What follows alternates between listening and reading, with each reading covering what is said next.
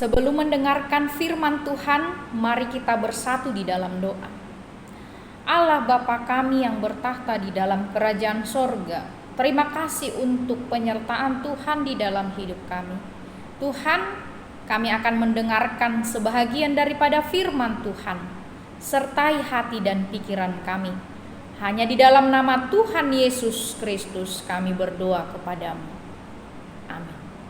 Jemaat Tuhan yang terkasih di dalam Tuhan Yesus Kristus, nats firman Tuhan yang menyertai kita pada hari ini tertulis di dalam 1 Korintus 1 ayat 18, dikatakan, sebab pemberitaan tentang salib memang adalah kebodohan bagi mereka yang akan binasa, tetapi bagi kita yang diselamatkan, pemberitaan itu adalah kekuatan Allah. Demikian firman Tuhan. Jemaat Tuhan yang terkasih di dalam Tuhan Yesus Kristus, nats ini merupakan pernyataan Paulus untuk menjawab orang-orang yang tidak percaya akan salib Kristus. Kaum Yunani dan kaum Yahudi adalah orang yang berpengaruh pada zaman itu, sehingga mereka selalu menggunakan atau berpikir secara logis. Oleh karena itulah mereka mengatakan, bagaimana mungkin salib adalah keselamatan yang dari Allah. Sedangkan kaum Yahudi mengatakan bahwa itu adalah suatu penistaan agama, di mana Yesus pernah mengatakan bahwa dia adalah anak Allah. Bagaimana mungkin anak Allah dapat disalibkan atau mati karena disalibkan? Jemaat Tuhan yang terkasih di dalam Tuhan Yesus Kristus, pada masa itu salib adalah suatu hukuman yang paling keji yang diberikan kepada orang jahat atau yang melakukan kejahatan.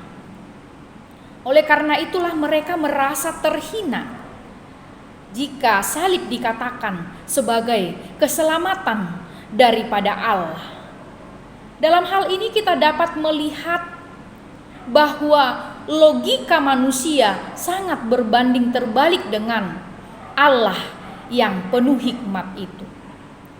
Allah telah merencanakan keselamatan, yaitu melalui pengorbanan Yesus Kristus, melalui salib yang dianggap sebagai suatu hal yang keji itu.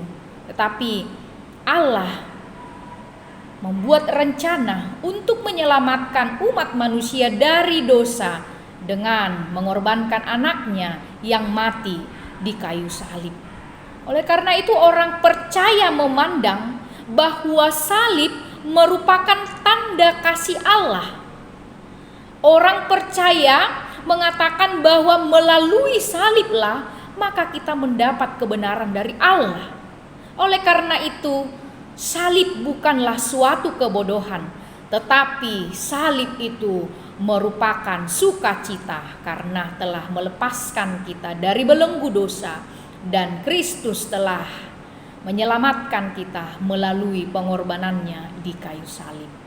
Amin, mari kita bersatu di dalam doa. Terima kasih Tuhan untuk firman-Mu pada saat ini.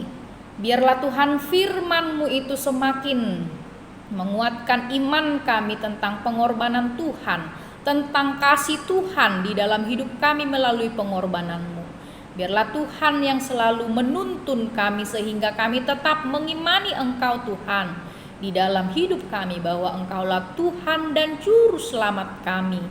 Di dalam nama Kristus Yesus kami berdoa kepadamu. Amin. Anugerah Tuhan kita Yesus Kristus, kasih setia Allah Bapa, dan persekutuan Roh Kudus yang menyertai kita sekalian. Amin.